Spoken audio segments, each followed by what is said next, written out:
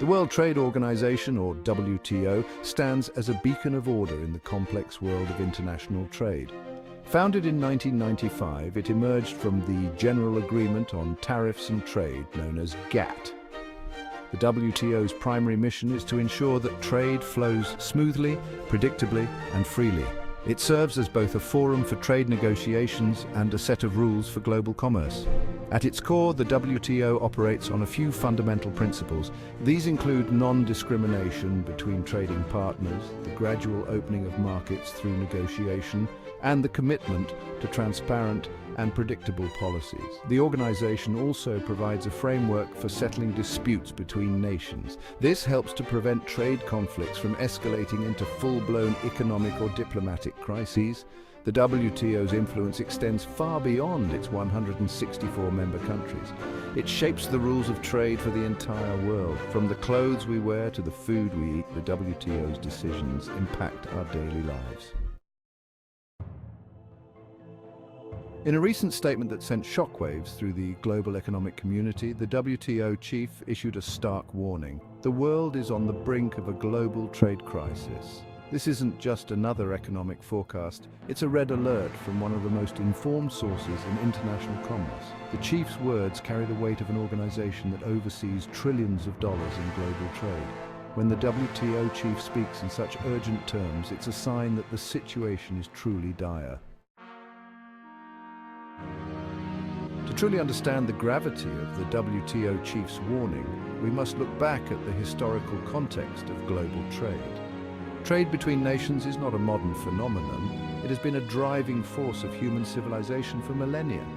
From the ancient Silk Road connecting China to the Mediterranean to the spice trade that spurred European exploration, commerce has shaped our world. The modern era of global trade, however, began in the aftermath of World War II. The horrors of war had shown the world the dangers of economic nationalism and protectionism. Leaders recognized that economic interdependence could be a powerful tool for peace. This led to the creation of the General Agreement on Tariffs and Trade, GATT, in 1947. GATT laid the groundwork for the current global trading system. The post-war period saw unprecedented growth in international trade. The rise of containerization in the 1950s revolutionized shipping, dramatically reducing costs. Advances in communication technology made coordinating global supply chains easier than ever. The creation of the WTO in 1995 marked a new chapter in this history. The WTO chief's warning comes against a backdrop of increasing challenges to the global trading system. Perhaps the most visible of these is the rise of trade wars. The US-China trade conflict, which began in earnest in 2018, has been particularly damaging. It has led to increased tariffs, reduced trade volumes, and uncertainty in global markets. This conflict between the world's two largest economies has sent ripples throughout the entire global trading system. But trade wars are just one symptom of a broader trend, the resurgence of economic nationalism. Many countries are turning inward, prioritizing domestic industries over international cooperation. This shift is often driven by political factors. Leaders appeal to voters by promising to protect local jobs and industries. While these policies may have short-term political benefits, they can have long-term economic costs. Protectionism, once thought to be a relic of the past, is making a comeback. Countries are increasingly using tariffs, subsidies, and other measures to shield domestic industries from foreign competition. Section 5. The domino effect. Consequences of a trade breakdown. A global trade breakdown has far-reaching and severe consequences. We could see a sharp decline in trade volumes. This leads to higher prices and reduced choices. Industries reliant on imports or exports would be hit hard. Businesses could face bankruptcy, leading to job losses. A trade breakdown could trigger a global recession. Section 6. Navigating troubled waters, potential solutions. In the face of these dire warnings, what can be done to avert a global trade crisis? One key step is to reform and strengthen the WTO itself. The organization has been criticized for being slow to adapt to changing economic realities. Streamlining its decision-making processes and updating its rules to address issues like digital trade, could help restore its relevance and effectiveness. Another crucial step is to address the legitimate concerns that have fueled economic nationalism. Many people feel left behind by globalization. Governments need to implement policies that ensure the benefits of trade are more widely shared. This could include improved social safety nets, retraining programs for displaced workers, and investments in education and infrastructure. By addressing these concerns, we can build broader public support for open trade. Diplomacy and dialogue will also be crucial. Countries need to step back from confrontational rhetoric and seek compromise. Section 7.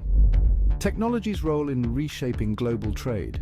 As we grapple with the challenges highlighted by the WTO chief's warning, it's crucial to consider the role of technology in reshaping global trade. Digital technologies are transforming every aspect of international commerce, from how goods are produced to how they're bought and sold. This digital revolution presents both opportunities and challenges for the global trading system. E-commerce platforms have opened up new markets for businesses of all sizes. A small artisan in a developing country can now potentially reach customers worldwide. This has the potential to make trade more inclusive. However, it also raises new regulatory challenges. Issues like data privacy, digital taxation, and cybersecurity need to be addressed at a global level. Blockchain technology is another potential game changer. Section 8, the environmental factors, sustainability in trade. The WTO chief's warning about a potential trade crisis comes at a time when the world is increasingly focused on environmental sustainability. Climate change and environmental degradation pose existential threats to our planet.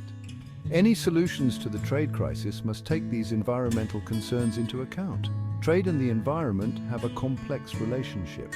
On one hand, increased trade can lead to higher levels of pollution and resource depletion as production ramps up. The transportation of goods across long distances also contributes to carbon emissions. On the other hand, trade can facilitate the spread of green technologies and create economic incentives for sustainable practices. Section 9, emerging markets, a new frontier for global commerce. As we consider the WTO chief's warning and potential solutions, we must not overlook the role of emerging markets in shaping the future of global trade. Countries like China, India, Brazil, and others have become major players in the international economy. Their rise has shifted the balance of global economic power and created new dynamics in trade relationships. Emerging markets offer enormous potential for trade growth.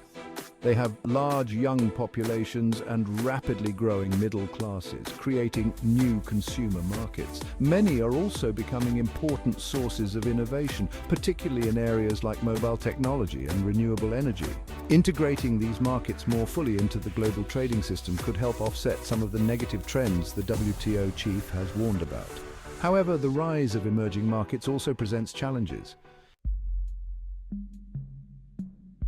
Section 10, the future of trade agreements and negotiations. The WTO chief's warning about a potential trade crisis raises important questions about the future of trade agreements and negotiations. The current system of multilateral and bilateral trade agreements has come under increasing strain in recent years. Many argue that it's no longer fit for purpose in our rapidly changing global economy.